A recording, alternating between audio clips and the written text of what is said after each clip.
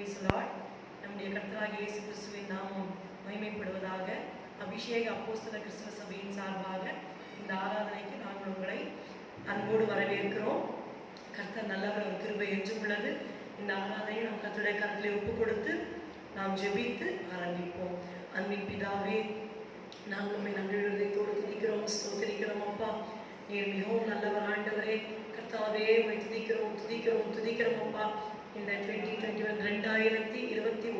ஆண்டிலே கர்த்தாவே 6 அப்பா மாதங்களை முடித்து கர்த்தாவே புதிய ஆண்டவரே மாதம் ஜூலை மாதத்துக்குள் பிரவேசிக்கும்படி கர்த்தருடைய ஆண்டவரே ஓய்வு நாளை கர்த்தருடைய ஓய்வு நாளை காணும்படி தேவனே நீர் கிருபை செய்ததற்காக உமக்கு இயேசு கிறிஸ்துவின் நாமத்தினாலே அப்பா நாங்கள் நன்றி செலுத்துகிறோம். ஸ்தோத்திரம் ஸ்தோத்திரம் ஸ்தோத்திரம் ஸ்தோத்திரம் ஸ்தோத்திரம் அப்பா.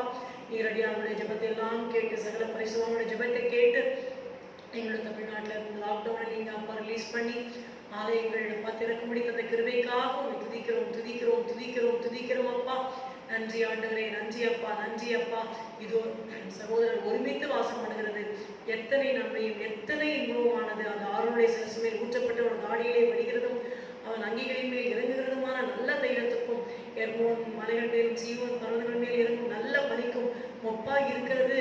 கர்த்தர் அங்கே என்றென்றைக்கும் ஆசீர்வாதத்தையும் ஜீவனையும் கட்டளையிடுகிறார் என்ற வசனத்தை கர்த்தாவே இந்த நாளிலே கர்த்தாவே இயேசுவே நான் ஒருமித்து ஆராய்க்கிற வேளையிலே பிள்ளைகள் கலந்து கொள்கிற வேளையிலே உங்களுடைய ஆசீர்வாதத்தையும் ஜீவனையும் நீர் கட்டளையிடுவீராக.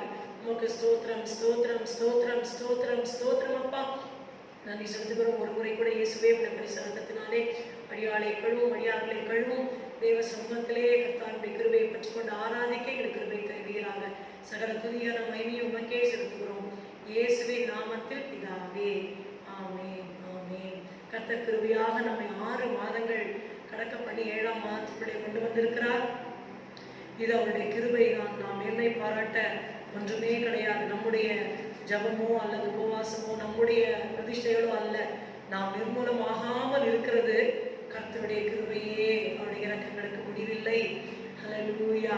நாம் மகிழ்ச்சியாக கர்த்தருடைய கிருபைகளை எண்ணி கிருபையிலே தேவ கிருபையிலே என்ற பாடலை பாடுவோம். கிருபையிலே தேவ கிருபையிலே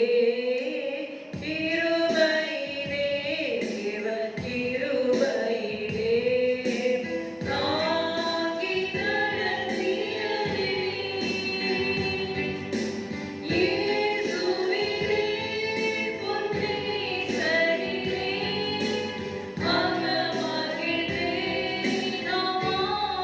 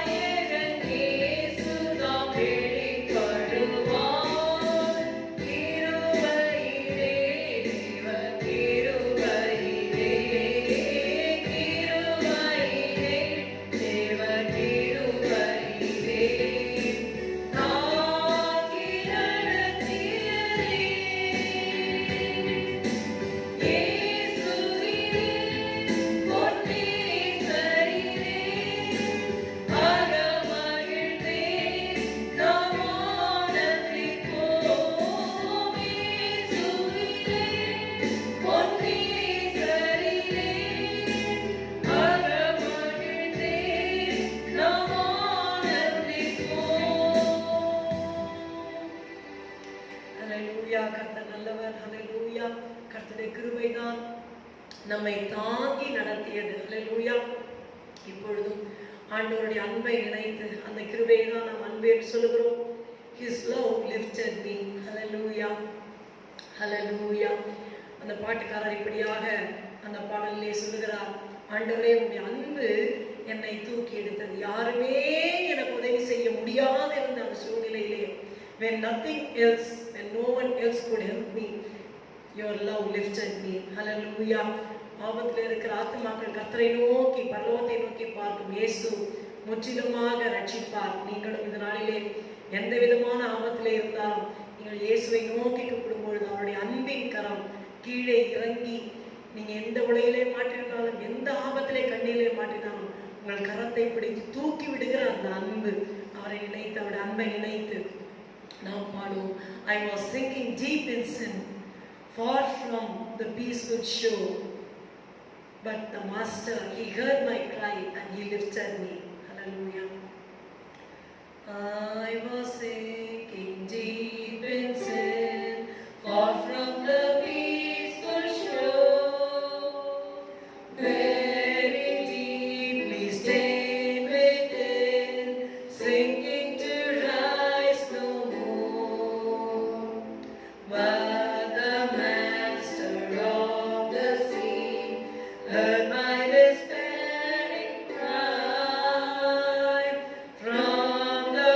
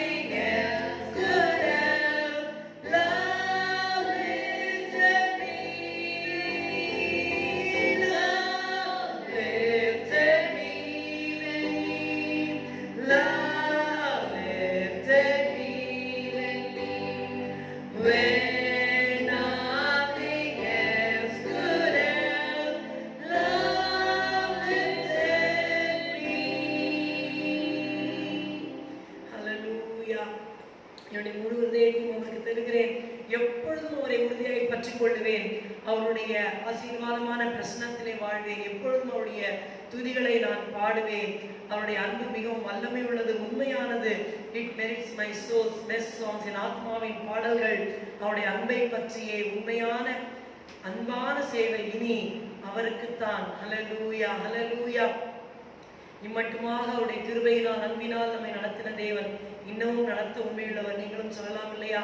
கடந்த 6 மாதத்திலே ஒருவேளை எப்படியோப்பட்ட பாதையில் நீங்கள் கடந்து சென்றிருக்கலாம். அவருடைய அன்புதானை தூக்கி எடுத்தது. சங்கீதக்காரன் இப்படியா சொல்லுகிறார், மரண வாசல்களில் இருந்து என்னை தூக்கி விடுகிற கர்த்தாவே. ஹல்லேலூயா. He who lifts me up from the gates of death. ஹல்லேலூயா.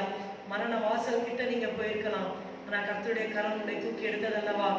அவருடைய கரம் இன்னும் நம்மை நடத்த வல்லமை உள்ளது. அவருடைய கிருபை நமக்கு போதுமானது. ஹல்லேலூயா. மட்டும் நடத்தினவர் தம்முடைய கிருபையினால் இனி இந்த 6 மாதங்களும் 2021 நடத்துவார்.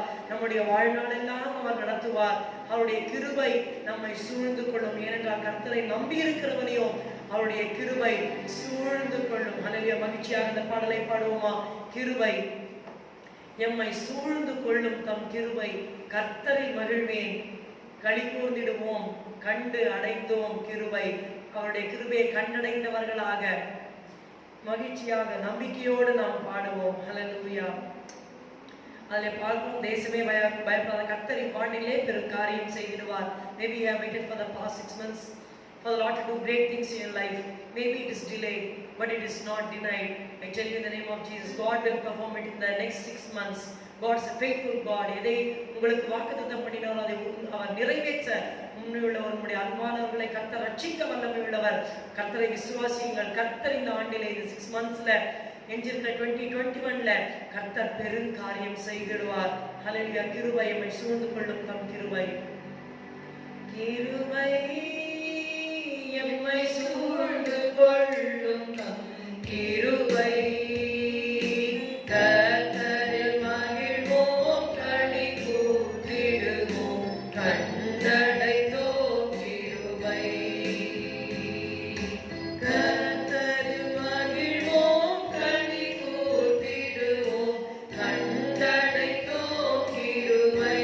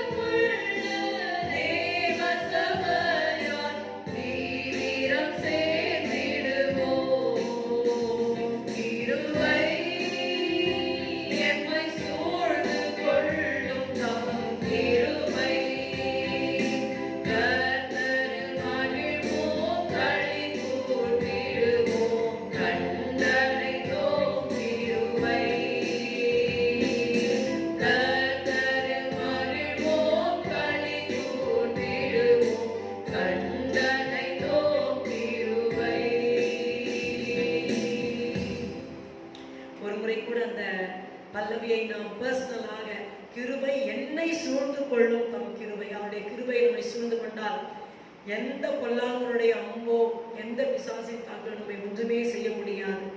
நம்மை, நம்முடைய குடும்பத்தை அவருடைய கிருபை, நம்முடைய ஊழியத்தினுடைய கிருபை சூழ்ந்து கொண்டால் போதும். ஹல்லேலூயா, ஹல்லேலூயா. கிருபை என்னை சூழ்ந்து கொள்ளும் தம் கிருபை, கர்த்தரில் மகிழ்வேன், களி கூர்ந்திடுவேன், கண்டடைந்தேன் கிருபை. இனிமே கண்டடைய போவதில்லை. வசனம் சொல்லுகிறது, we are already accepted in the beloved.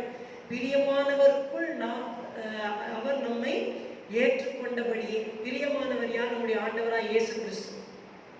அவர் பிதாவுக்கு பிரியமானபடியே செய்து இவருடைய நேசகுமாரன் இவரின் பிரியமா இருக்க என்ற சாட்சியை பெற்றுக்கொண்டார்.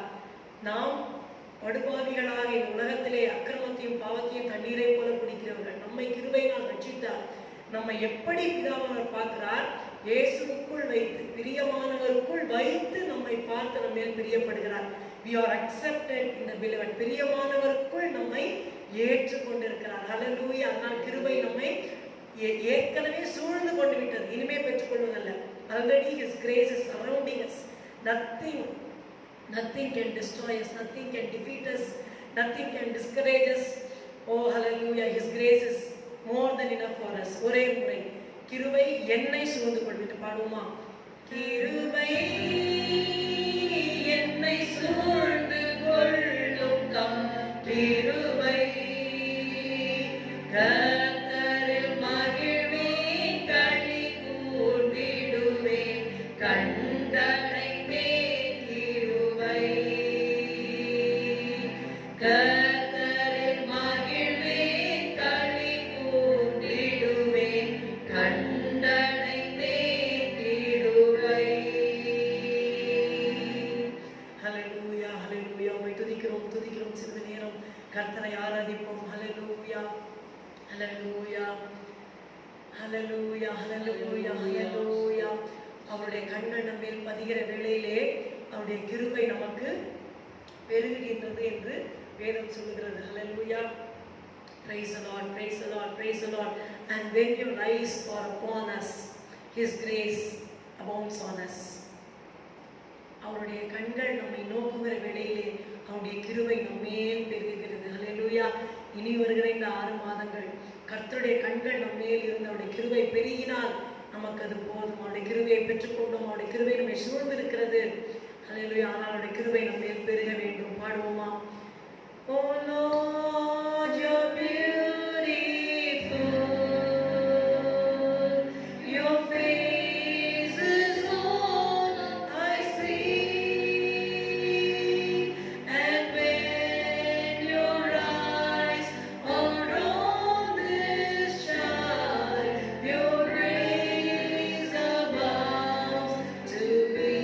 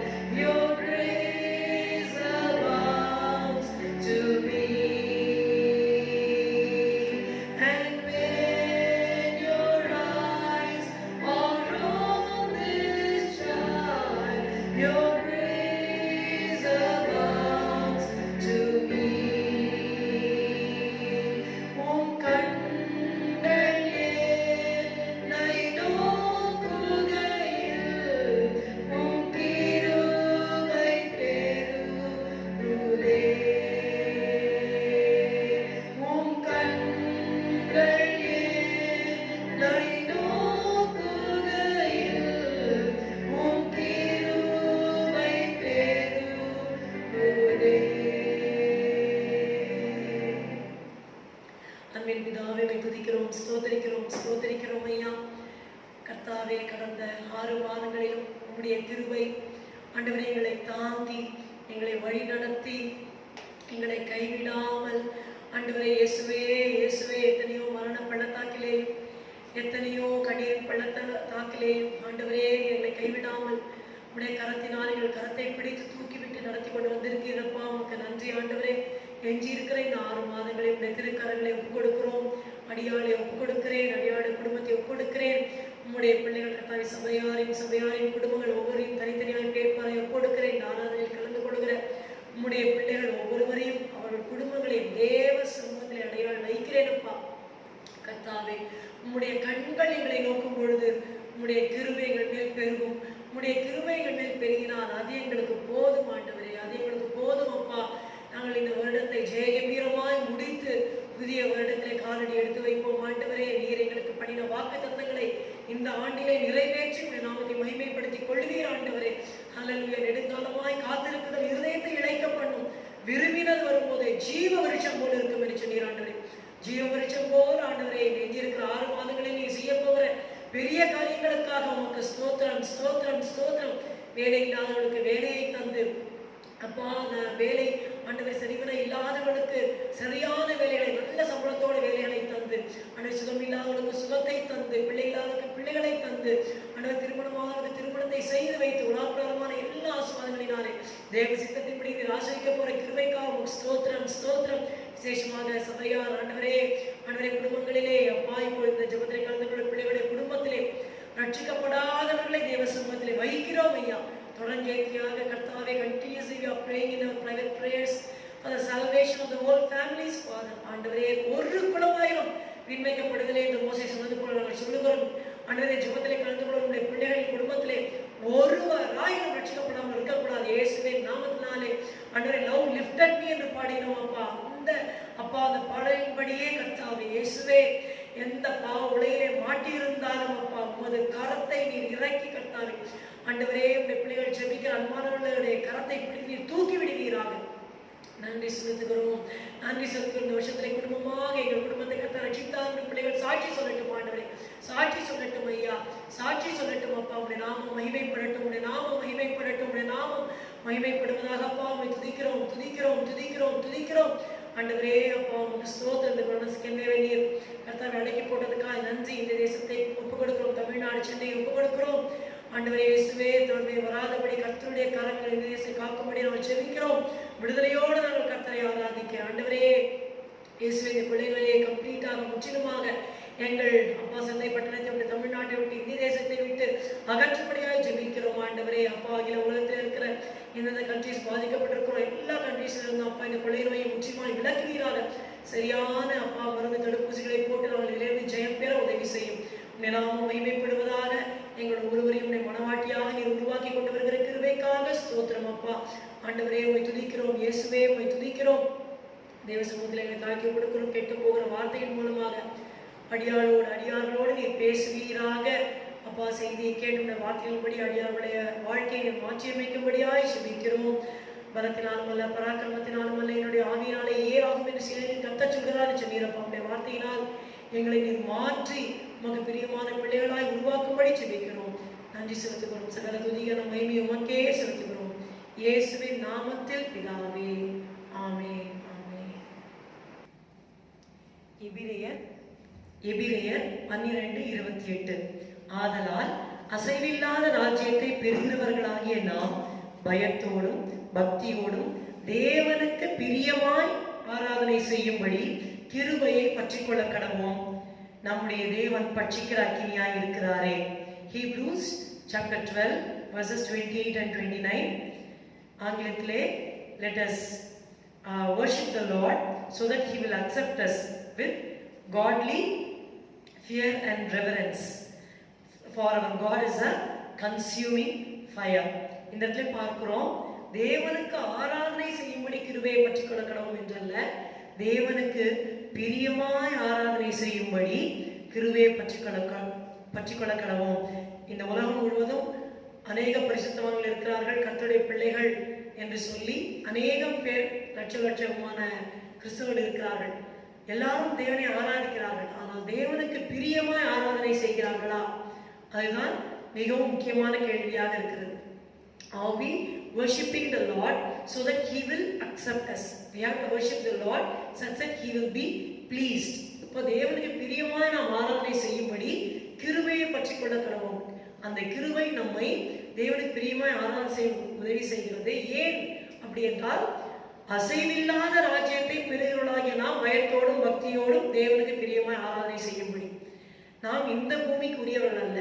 நமக்கு ஒரு ராஜ்யத்தை பிதாவானவர் ஆயத்தம் பண்ணி வைத்திருக்கிறார். அது அசைவில்லாத ராஜ்யம்.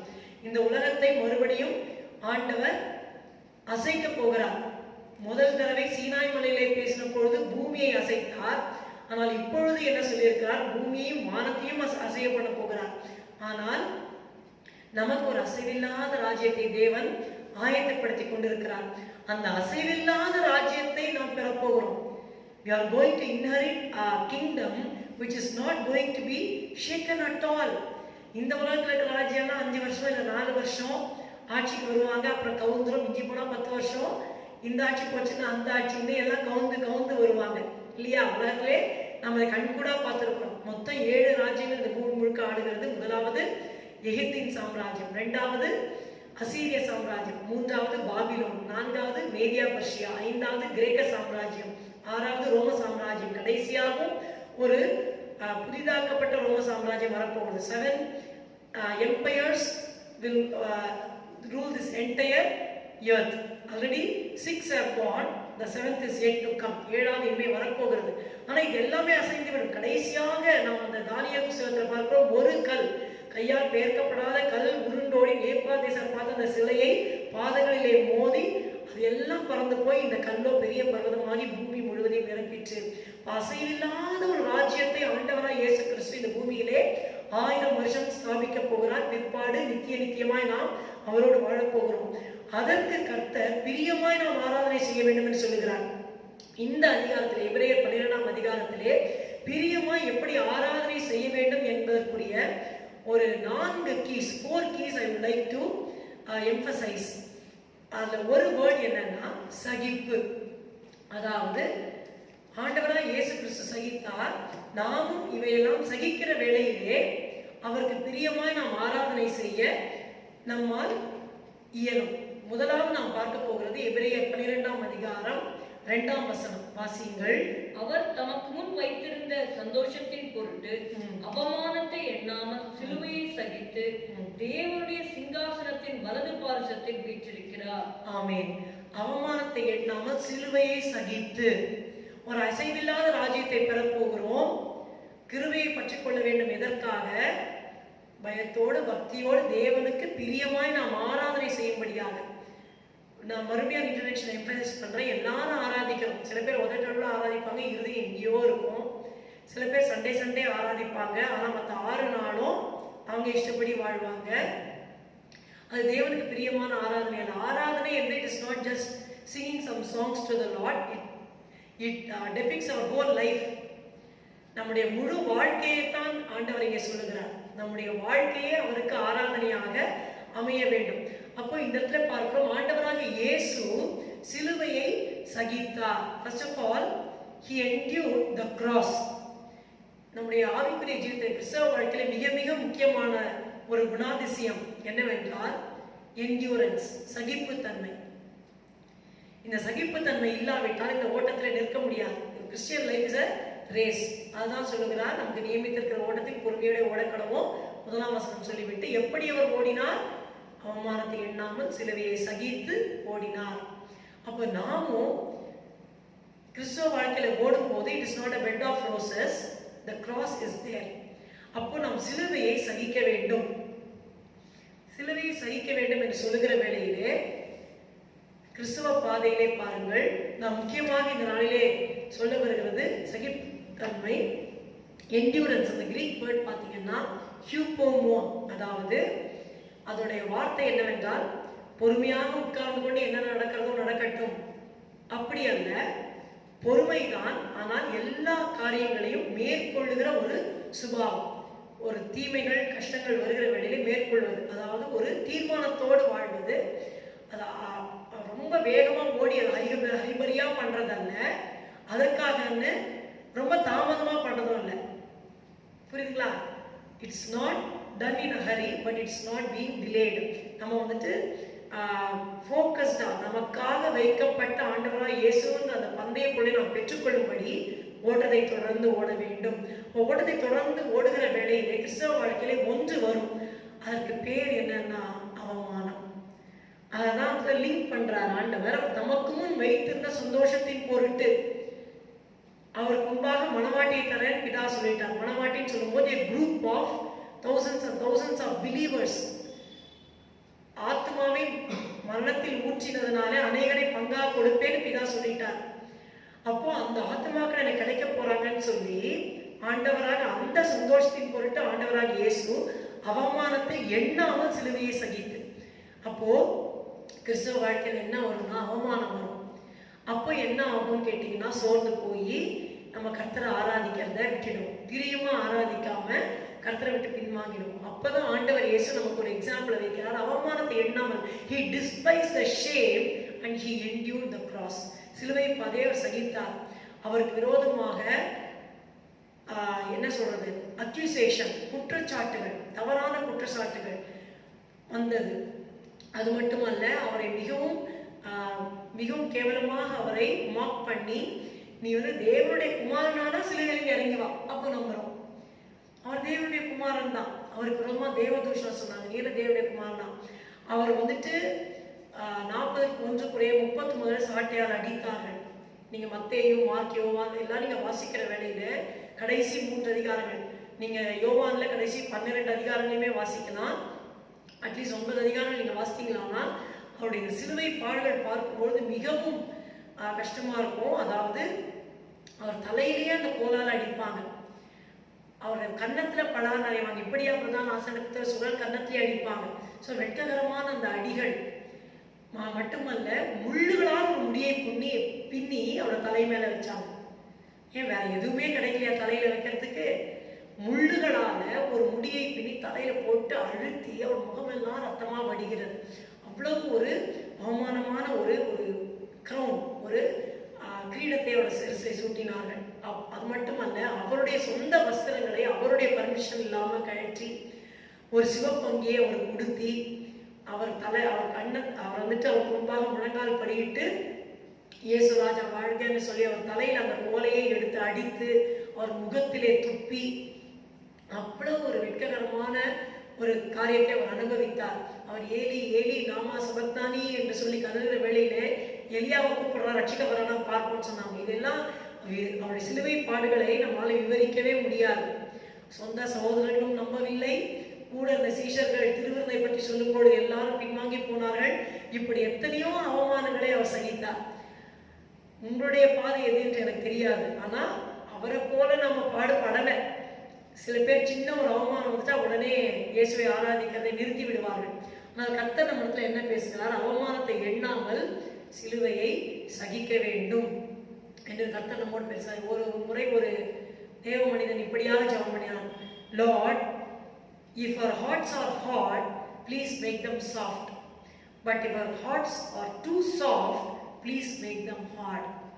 அதாவது என்னுடைய இருதயம் கல்லு போல இருந்தா அதை மென்மையாக மாற்றிவிட மாட்டேன், ஆனா இருதயம் ரொம்ப சாஃப்டா இருந்து ஒரு அவமானத்தை சகிக்க மாட்டேன்னு சொன்னா அதை கெட்டியா மாற்ற மாட்டவரே என்று சொல்லி அவர் ஜெபிக்கிறார். கிறிஸ்தவ வாழ்க்கையில ஒரு அவமானம் வந்துட்டா, கர்த்தரை உறுதியா நீங்க பின்பற்றதுனால அவமானம் வந்துட்டா அதுக்காக சோர்ந்து போகாதீங்க, அதை டிஸ்பைஸ் பண்ணுங்க. அவமானத்தை நாம் அசட்டை செய்கிற வேளையிலே, அந்த சிலுவையை சகிக்கிற வேளையிலே நமக்கு அந்த தேவனை பிரியமாய் ஆராதிக்கிற அந்த கிருபை நம்மிலே பெரும். முதலாவது சிலுவையை சகிக்க வேண்டும். இரண்டாவது ஆண்டவராய் இயேசு எதை சகித்தார் பாருங்கள்.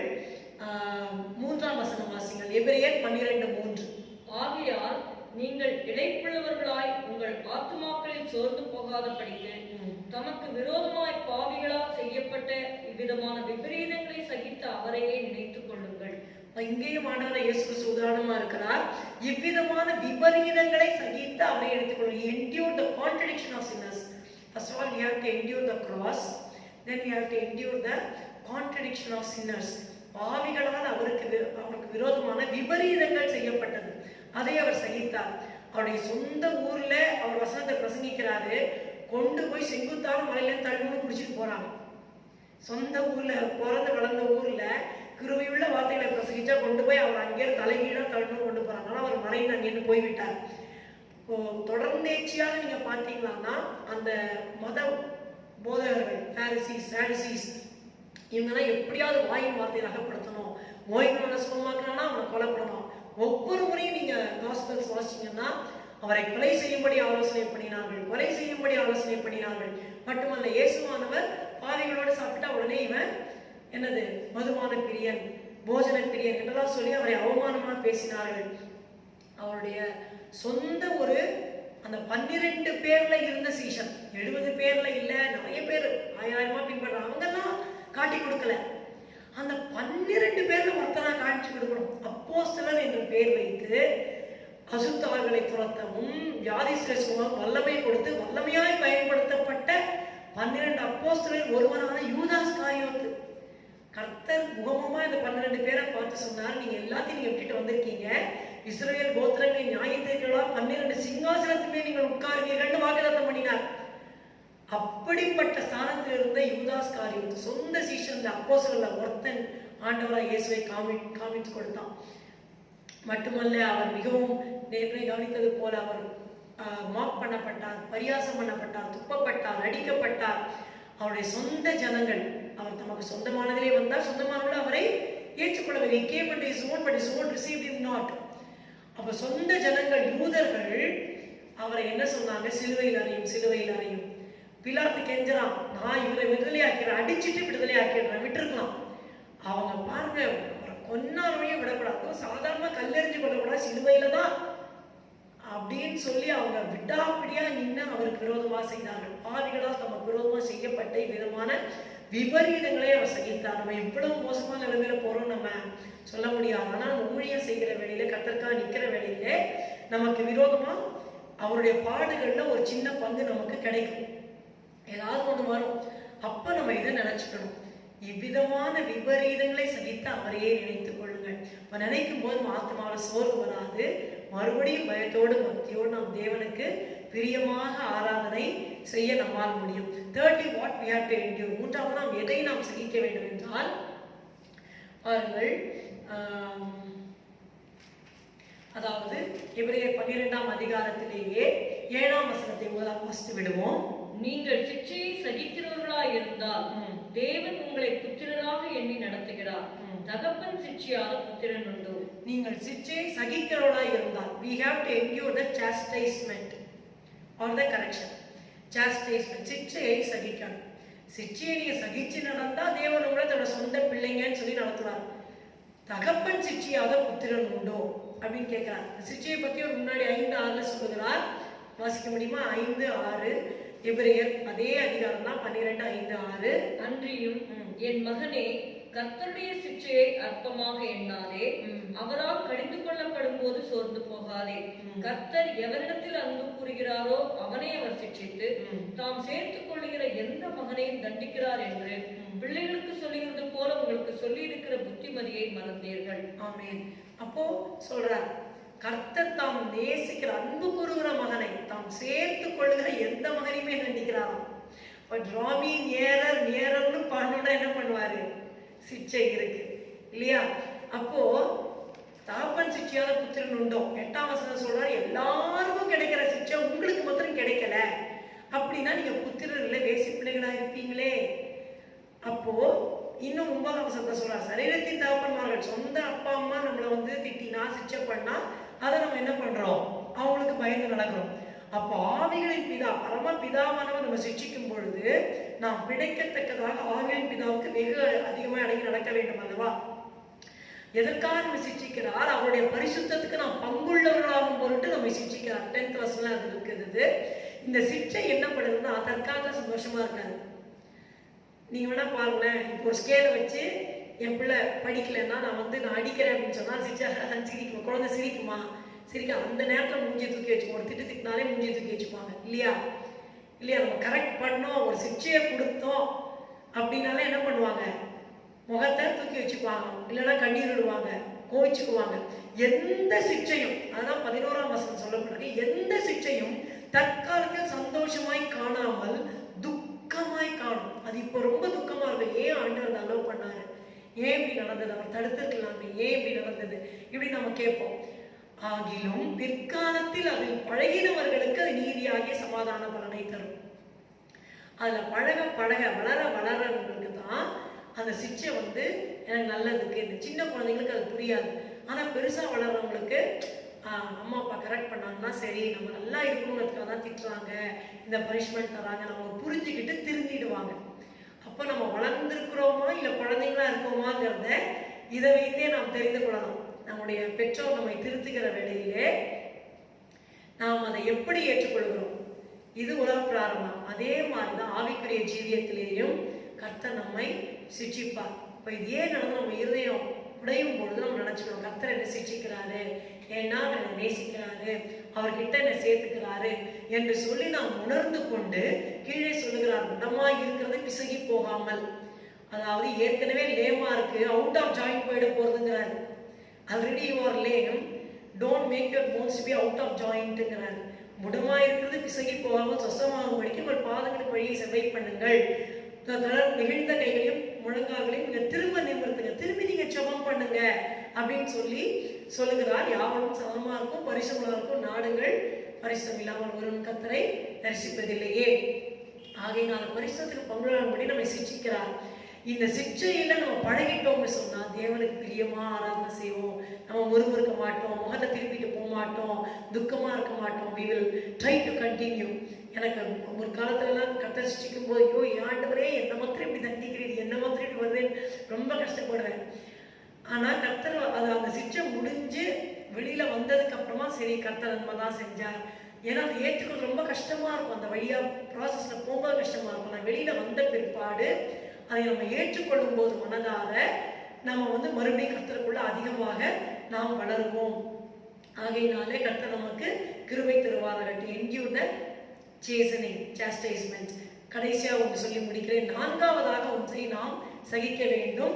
எபிரேயர் 4 நம்ம மன்னிக்கவும் 12:20 அதே அதிகாரம் நம்ம மன்னிக்கணும். எபிரேயர் 12:20.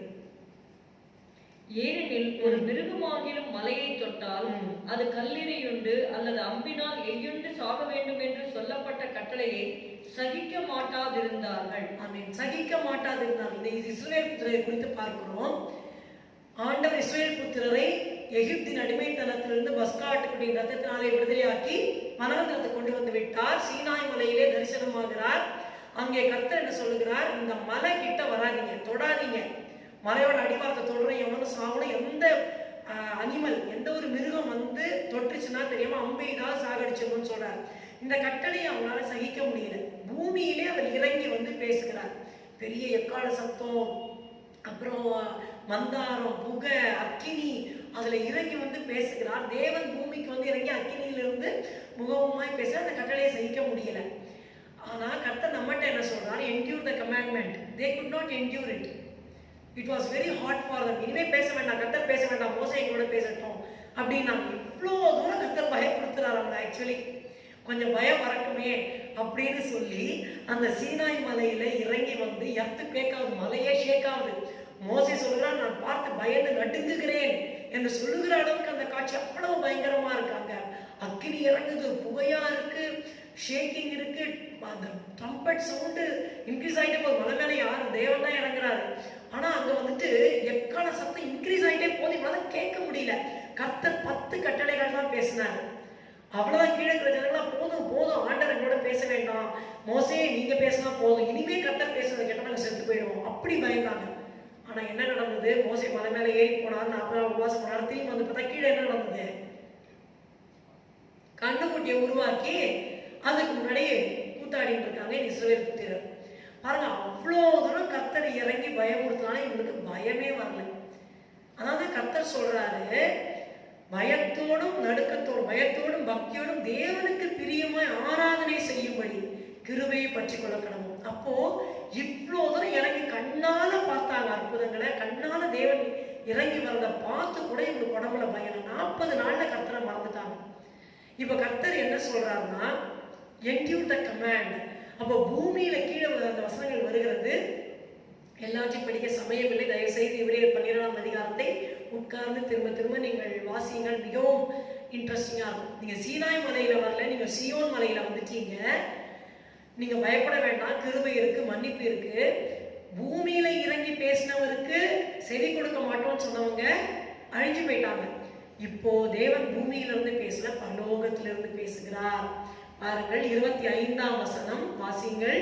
பேசுகிறவருக்கு நீங்கள் செவி கொடுக்க மாட்டோம் என்று விலகாதபடி எச்சரிக்கையாயிருங்கள். ஏனெனில் பூமியிலே பேசினவருக்கு செவி கொடுக்க மாட்டோம் என்று விலகினவர்கள் தப்பி போகாமல் இருக்க, பரலோகத்திலிருந்து பேசுகிறவரை நாம் விட்டு விலகினால் எப்படி தப்பி போவோம்? ஆமென்.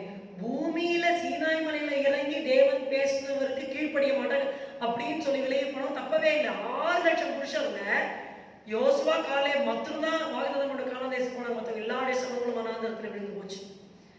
அவங்களே தப்பி போகலையே. பரலோகத்திலிருந்து தேவன் நம்மோடு பேசும் பொழுது நான் கேட்க மாட்டேன் விலகி போனா எப்படி தப்பி போவோம்னு கேட்கிறார். அப்ப எப்படி அவர் பரலோகத்திலிருந்து பேசுகிறார் என்று சொன்னால், நமக்குள்ளால் பரிசுத்த ஆவியானவரை தந்திருக்கிறார். பரலோகத்திலிருந்து ஒரு ட்ரம்பட் சவுண்ட் மூலமாகவோ ஒரு மைக் மூலமாக பேச மாட்டார். நம்ம ரட்சிக்கப்பட்டு ஞானஸ்நானம் எடுத்து அபிஷேகம் பெற்ற உடனே கர்த்தருடைய ஆவியானவர் நமக்குள்ள வந்து வாசம் பண்றார். வாசம் பண்ணி நம்ம கூட பேசுறார். மெல்லிய அமர்ந்த சத்தத்தால் பேசுகிறார். அவர் பேசுகிற முக்கியமான குறிப்பு என்னன்னா, அநேக குறிப்புகள் இருக்கிறது. But one thing I would like to emphasise, 15-16 நீங்க பாருங்க. எபிரேயர் 12-15-14 முக்கியமான குறிப்பு சொல்லி முடித்து விடுகிறேன். ஒருவனும் தேவனுடைய கிருபையை இழந்து போகாத படிக்கும். யாதொரு கசப்பான வேர் முளைத்தெழும்பி கலக்கம் உண்டாக்குகிறதுனால் அநேகர் தீட்டுப்படாத படிக்கும்.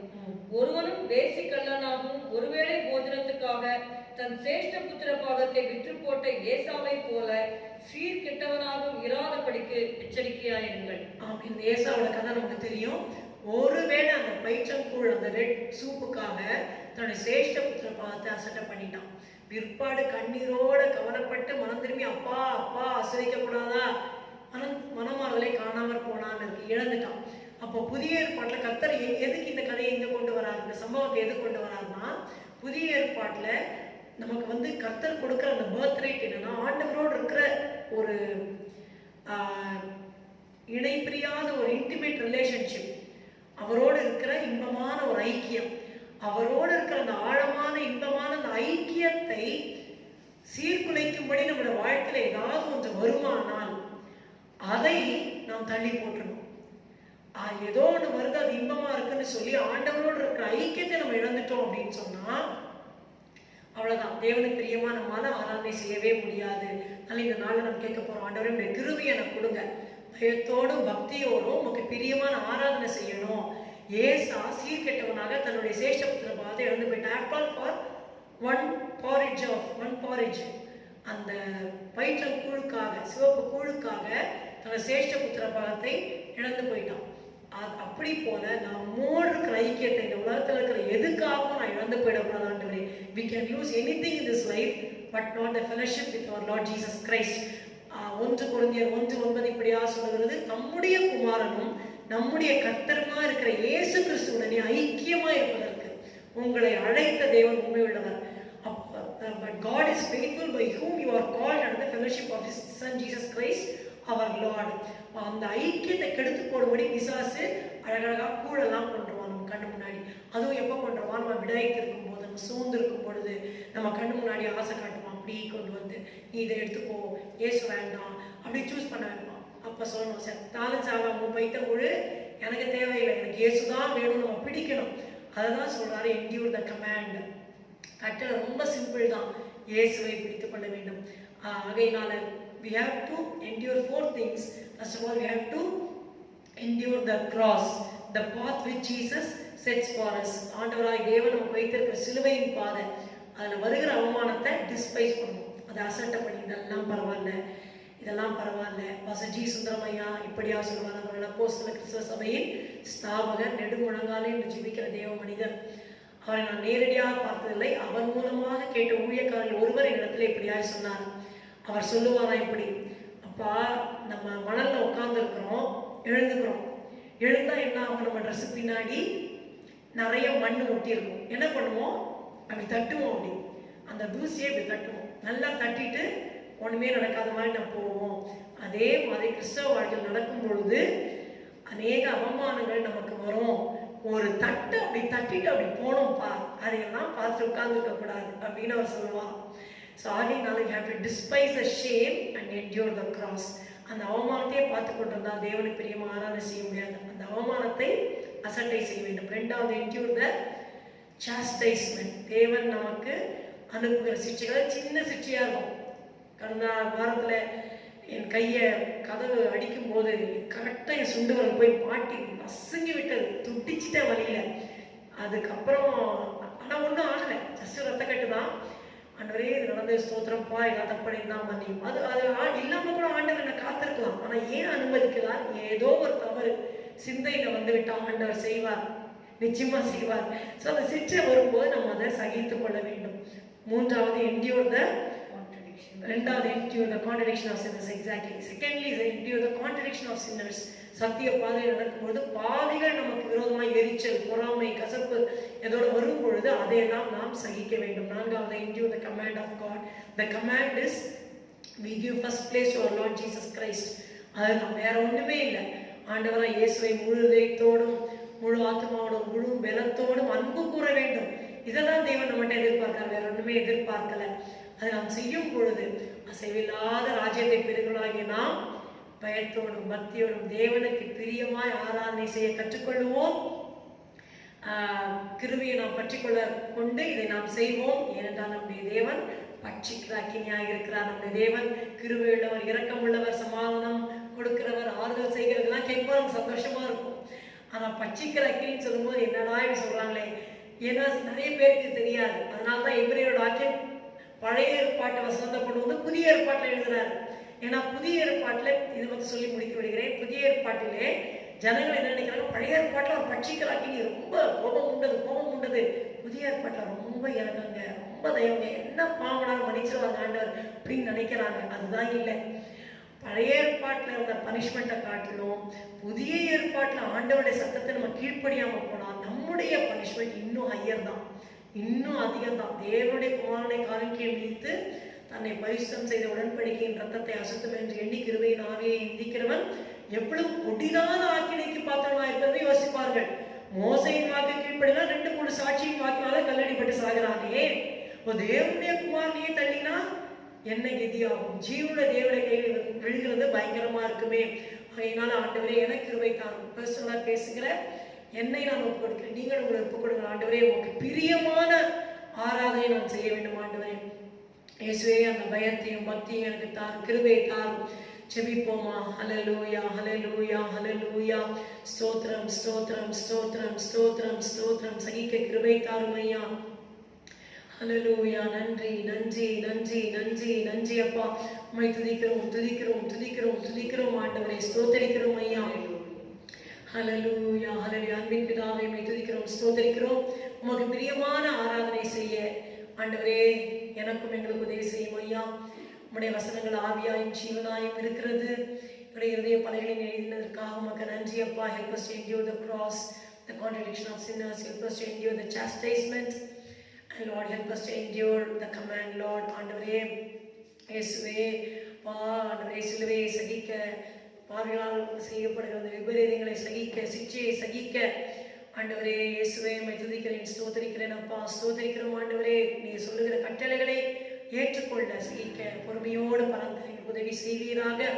உமக்கு பிரியமாய் ஆராதனை செய்ய வேண்டும். நீர் எங்களை ஏற்றுக்கொள்ள வேண்டும் அப்பா. ஆவியரையும் உன் காணிக்கையும் நீர் ஏற்றுக்கொண்டீரே, அதுபோல எங்களையும் எங்கள் ஆராதனையை நீர் ஏற்றுக்கொள்ள, எங்கள் வாழ்க்கையை நீர் ஏற்றுக்கொள்ள வேண்டும் ஆண்டவரே. உம்மை துதிக்கிறோம், துதிக்கிறோம் ஆண்டவரே. நீர் ஆண்டவரே அப்பா என்கிற சாஸ்டைஸ்மென்ட் சொல்லும் போது நீர் அதுக்கு முன்மாதிரி இல்லை. ஏனென்றால் நீர் உங்களுக்கு சிக்ஷையே தேவையில்லை ஆண்டவரே. நீர் பரிசுத்தரா வாழ்ந்தீரப்பா ஆண்டவரே. ஆனால் எங்கள் சிக்ஷைகள் வருகிற வேளையிலே அதை சகிக்க எங்களுக்கு உதவி செய்ய, உண்மை விட்டு போய்விடாதபடி, சோர்ந்து போய்விடாதபடி மறுபடியுமாக நாங்கள் முழங்கால இருந்து ஜெபிக்க ஆண்டவரே, உண்மை ஆராதிக்க ஆண்டவரே எனக்கு கிருபை தருவீராக. உமக்கு ஸ்தோத்திரமாப்பா. எப்பொழுதும் உம்மோடு இருக்கிற ஐக்கியத்தை காத்துக்கொள்ள இயேசுவை எனக்கும் எங்களுக்கும் கிருபை செய்யும், உடைய பிள்ளைகளுக்கு கிருபை செய்யும் அப்பா. ஸ்தோத்திரம், ஸ்தோத்திரம், ஸ்தோத்திரம், ஸ்தோத்திரம் அப்பா. நன்றி, நன்றி, நன்றி ஆண்டவரே. ஹல்லேலூயா, ஹல்லேலூயா, ஹல்லேலூயா. ஸ்தோத்திரிக்கிறோம். வீட்டிலும் ஊரிலும் செல்லும் இடமெங்கும் சோதனை வந்திடில் கர்த்தா நீர் காத்திரும். அந்த ஒரு பாடலை பாடுவோம். ஹல்லேலூயா. The last stanza. வீட்டிலும் ஊரிலும் செல்லுமிடமெங்கும் சோதனை வந்திடில் கர்த்தானே காத்திடும். மெசியா வருகை வரையில் பலரை சிலுவை கருவில் அழைக்க இவிடும். முழங்காலில் நிற்க வீரத்தை அறிய தினந்தோறும் நிவா உணர்த்தும். உமக்கும் எனக்கும் இடையா எதுவும் என்றுமே வராமல் காத்திடும். உம்மை போல் யாருண்டு எந்தன் இயேசுநாதா, இந்த பாதலத்தில் உம்மை போல் யாருண்டு. என் ஆத்மாவே கர்த்தரை ஸ்தோத்திரி, என் முழு உள்ளமே அவருடைய பரிசுத்த நாமத்தை ஸ்தோத்திரி. என் ஆத்மாவே கர்த்தரை ஸ்தோத்திரி, கர்த்தர் செய்த சகல உபகாரங்களை மறவாதே. அவர் அக்கிரமங்களை எல்லாம் மன்னித்து உன் நோய்களை எல்லாம் குணமாக்கி உன் பிராணனை அழிவுக்கு விலக்கி மீட்டு உன்னை கிருபையினாலும் இரக்கங்களினாலும் முடிசூட்டி நன்மையினால் உன் வாயை திருப்தியாக்குகிறார். கழுகுக்கு சமானமாய் உன் வயது திரும்ப மாதவைது போலாகிறது. ஒடுக்கப்படுகிற யாவருக்கும் கர்த்தர் நீதியையும் நியாயத்தையும் செய்கிறார். ஆமென், ஆமென். கர்த்தர் தாமே உங்களை ஆசீர்வதிப்பாராக. கர்த்தர் உங்களோடு இருப்பாராக. ஆமென்.